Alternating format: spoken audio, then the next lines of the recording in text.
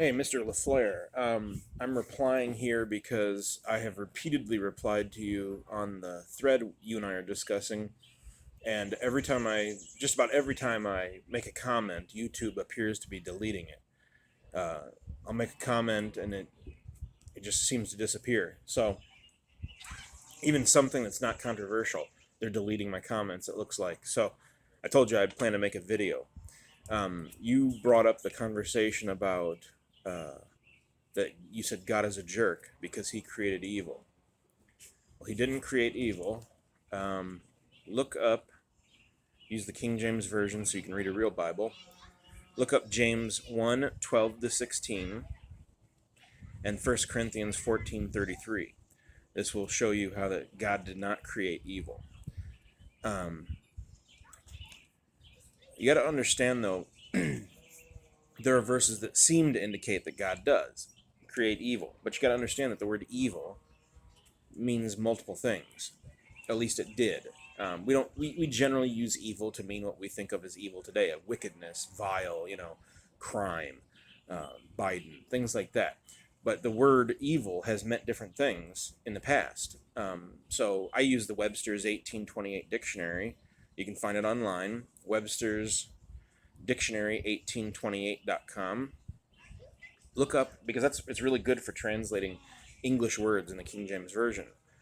So evil, from Webster's 1828 dictionary, evil means, like, number one, having bad qualities of a natural kind; mischievous, having qualities which tend to injury or to produce mischief; number two, having bad qualities of a moral kind: wicked, corrupt, perverse, wrong, as evil thoughts, evil deeds, evil speaking, and evil generation; number three, unfortunate, unhappy, producing sorrow, distress, injury, or calamity, as evil tidings, evil arrows, evil days. So there's multiple meanings of the word evil. Jeremiah 24:3. Then said the Lord unto me, What seest thou, Jeremiah? And I said, Figs, the good figs very good, and the evil very evil, that cannot be eaten, they are so evil. Now, are the figs wicked? No. It's that other explanation. It's the other definition um, that Webster speaks of, such as having bad qualities of a natural kind, rotten grapes, or rotten figs. Um, Unfortunate, unhappy, that'd be like evil days. So when God does something that is, quote, evil, or bringing, quote, evil, a lot of those verses that'll talk about that, that's, unfortunate or negative. It's not morally evil. Then you asked me about Noah. Is everything in the story of Noah true? Absolutely. Everything in the history in the Bible, everything is true. There's a lot of false information about Noah on TV and documentaries, but the biblical account is absolutely true. What a lot of people don't understand, because they won't study it, is if you actually study it, the story of the Epic of Gilgamesh is actually based on the story of Noah. It's not the reverse. They say, well, the Epic of Gilgamesh is older. No, the surviving copy is older.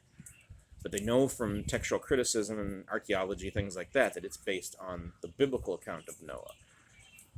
I'm trying to think what else. Oh, you mentioned the Sentinelese people. Well, you said that they're 10,000 years or older. No one knows any idea how old those people are, how old their culture is. The earliest recorded, um, pretty certain contact with the Sentinelese people was 1867. There was one in the 1700s, but there was no contact. Somebody went by and they saw lights on the island and they thought maybe somebody was there. Probably it was the same people. But in 1867, there was for sure contact with a naked, black tribe on the island. I think it was 1867. That's probably the same people. That's the earliest back. There's no 10,000 years they've been here. That doesn't make any sense. According to Wikipedia, which is absolutely trustworthy, the thanks, kid. The Sentinelese people exist as about 35 to 400 people, is what's believed on the island. 35 to 400. Well, let's say you took a town of 200 people, and of the 200 people, 100 could produce children. Let's say 50 males, 50 females. just for ease of math. Well, that 100 families, 50 women, 50 men, 100 families, they marry and they produce children. Now you have 50 families. And then their children mix with the other children, and now you have 25 families. It doesn't take very long before you're going to start having inbreeding. You're going to have to introduce new people. So this idea that they're 10,000 years old on this tiny little island, it just doesn't make any sense. It denies biology. It denies genetic load. There's a thing called genetic load. You should research it. No, they're not 10,000 years old. No culture is 10,000 years old.